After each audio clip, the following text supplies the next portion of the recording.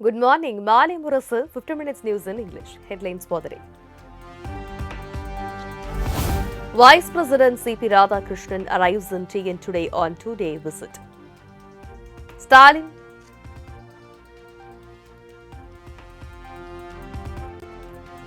writes to centre, urged swift action on arrest of fisherman by Sri Lankan Navy.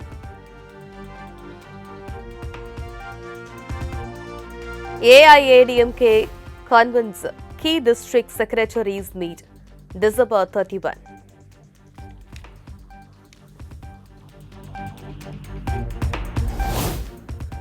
PMK founder Ramadas holds a crucial General Council meet today.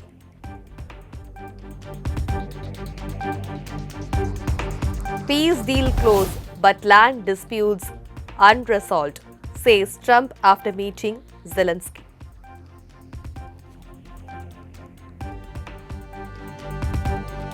Super show by Smriti Mandana helps India crush Sri Lanka in 4th T20I.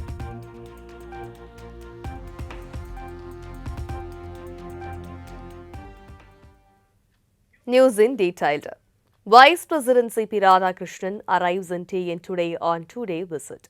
Vice President C.P. Radhakrishnan will be arrive today on a two-day visit to Puducherry and Tamil Nadu. Upon his arrival, he will deliver the 30th convocation address at Puducherry University today afternoon. On December 30, he would take part in the valedictory of Kashi Tamil Sangamam 4.0 at Rameshwaram, in which Radhakrishnan would be the chief guest at Alayam Grounds TTDS.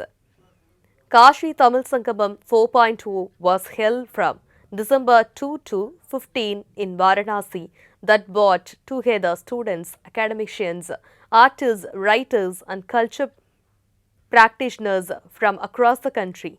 The program celebrated the deep-rooted cultural, spiritual, linguistic and philosophical linkage between Tamil Nadu and Kashi, reaffirming India's civilizational unity and shared heritage.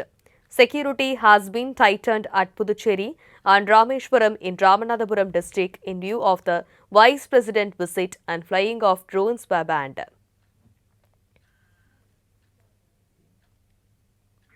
AIADMK convenes key district secretaries meet December 31. With the 2026 Assembly elections fast approaching and political momentum accelerating across Tamil Nadu, the principal opposition AIADMK has convened a crucial district secretaries meeting on December 31 at its headquarters in Chennai. The meeting will be chaired by Party General Secretary and Opposition Leader Edappadi K. Palanichami. All district secretaries have been directed to attend without fail as the party prepares to finalize strategic political and organizational decisions. The meeting is expected to focus heavily on seat-sharing discussions within the NDA bloc, strengthening booth-level structures, expansion of alliance partners, and intensifying poll outreach campaigns.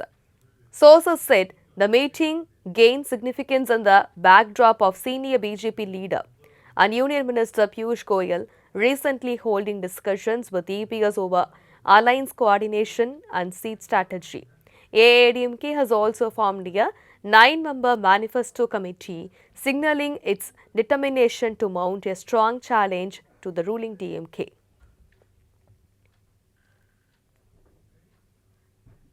Stalin writes to centre, urged swift action on arrest of fisherman by Sri Lankan Navy. Tamil Nadu Chief Minister M.K. Stalin has written to Union Minister of External Affairs S. Jaishankar, urging urgent diplomatic intervention over the growing number of Tamil Nadu fishermen and their fishing boats being apprehended by the Sri Lankan Navy in the Park Strait and surroundings water. In his letter, the Chief Minister highlighted the latest incident in which 3 fishermen from Mandapam in Ramanathapuram district were detained by the Sri Lankan Navy on December 28 while fishing with their mechanized boat and called for immediate action to secure their release, along with the other detained fishermen and vessels. According to the state government's records, a total of 61 fishermen and 248 fishing boats from Tamil Nadu remain in Sri Lankan custody following repeated apprehensions by naval patrols in recent years, causing severe disruption to the livelihood of coastal communities.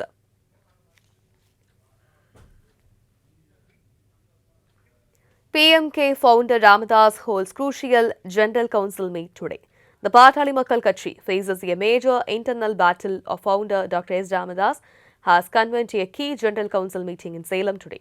The party is currently split between two factions, led by Ramadas and his son, former Union Minister Dr. Anbumani Ramadas.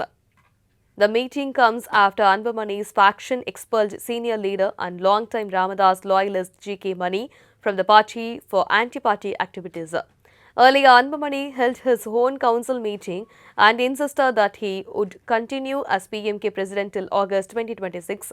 He also said no one, including his father, had the authority to remove him from the post, claiming recognition from the Election Commission. Today's meeting is expected to be crucial in deciding the future control and direction of the PMK.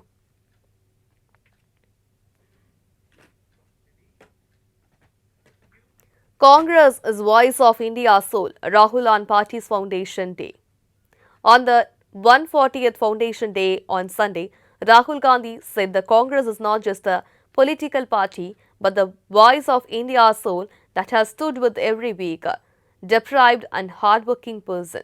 He attended the 140th Foundation Day function at the Indira Bhavan headquarters of the party. In a post on X, he said, "The resolve is to fight even more strongly the battle for truth, courage and to protect the constituents against hatred, injustice and dictatorship."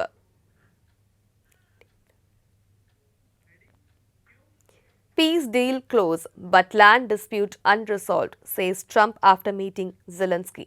US President Donald Trump said peace talks to end the war between Ukraine and Russia are almost finished, with about 95% of the agreement ready. However, some important issues, especially about territory in the eastern Ukraine, have not yet been resolved. Trump spoke after a meeting with Ukrainian President Zelensky and said both sides are close to finalizing a deal. But he added that a few major points still remain unresolved. The war, which began in 2022, has caused widespread destruction, and world leaders are hoping the remaining disagreements can be resolved soon so fighting can stop.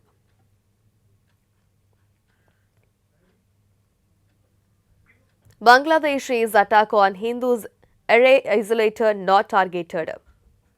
Bangladesh has rejected India's concerns about attack on Hindu minorities, saying these are isolated criminal incidents and not sign of organized persecution. The Foreign Ministry said India's statement do not reflect the real situation in Bangladesh and warned against spreading claims that could hurt relation between the two countries. Dhaka said Bangladesh has a strong tradition of communal harmony and denied that minorities are being targeted, referring to recent causes, including the killing of Hindu youth in Singh. The ministry said such events were the result of criminal act, not religious hate. It also said some other incidents cited by India involved people with criminal records and should not be seen as attack on minorities.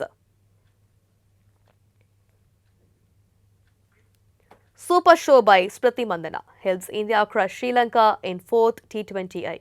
Smriti Mandhana produced a brilliant performance to help India beat Sri Lanka by 30 runs in the 4th T20I and take a 4-0 lead in the 5-match series.